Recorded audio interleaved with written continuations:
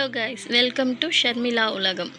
நான் இப்போ வந்து ஆட்டுக்கால் பாயா செய்ய போகிறேன். எப்படி செய்கிறதுன்னு உங்களுக்கு காமிக்கிறேன். ஃபஸ்ட்டு ஆட்டுக்காலை வந்து நல்லா க்ளீன் பண்ணிக்கோங்க. அந்த கருப்பு இருக்குது பாருங்கள், அதெல்லாம் எடுத்துடணும். இந்த ஆட்டுக்கோட இது இருக்குது பாருங்கள், அதுவும் எடுத்துடணும். வெங்காயம் வந்து பெரிய வெங்காயம் 4, 1.5 தக்காளி, கொத்தமல்லி, ஆட்டுக்கால், இஞ்சி பூண்டு பேஸ்ட்டு, தேங்காய் பால், தேங்காய் அரைச்ச பால், 4 டீஸ்பூன் எண்ணெய் போட்டுக்கோங்க.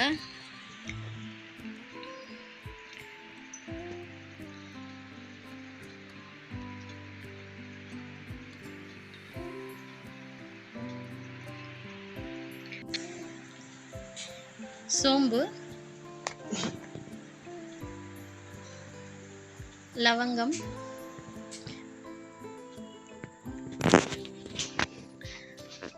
பட்டை, ஏலக்காய். நல்லா சூடான அப்புறமா வெங்காயத்தை போடணும். 4 பெரிய வெங்காயம் கட் பண்ணி வச்சுருக்கேன். அந்த வெங்காயத்தை போட்டு நல்லா வதக்குங்க.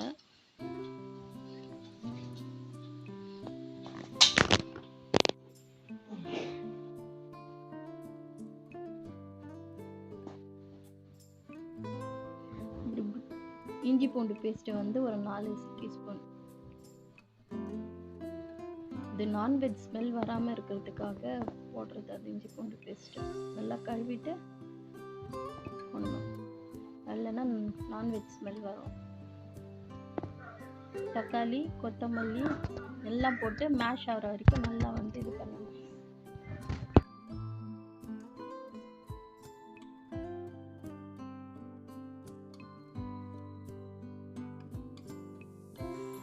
நல்லா வதக்குங்க. வதக்கிட்ட அப்புறமா இந்த கால் இருக்க ஆட்டுக்கால் அது வந்து போடணும்.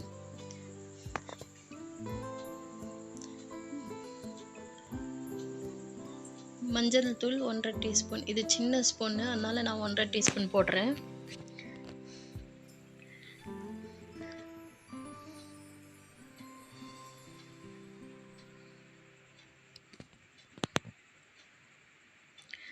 மிளகாய்த்தூள் 1.5 டீஸ்பூன்.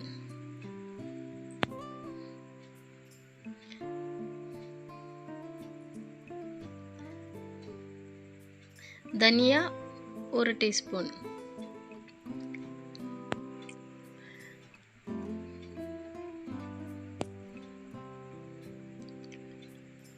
கரம் மசாலா 1/2 டீஸ்பூன்.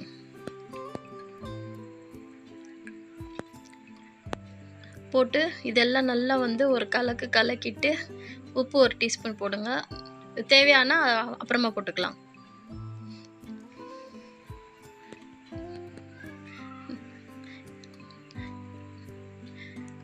கொஞ்சம் ஒரு 5 நிமிஷத்துக்கு அப்புறமா தண்ணி வந்து ஊற்றிட்டு அது வேகணும். ஒரு 8 விசில் வரணும் ஆட்டுக்கால் பாயா.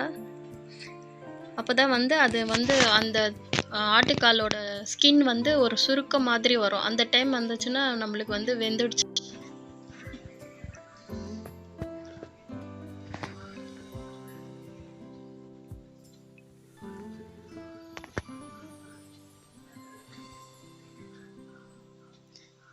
குக்கர் மூடி போட்டு 8 விசிலுக்கு அப்புறமா வந்து இப்போ நான் ஓப்பன் பண்ணி காமிக்கிறேன், எப்படி இருக்குன்னு பார்க்கலாம்.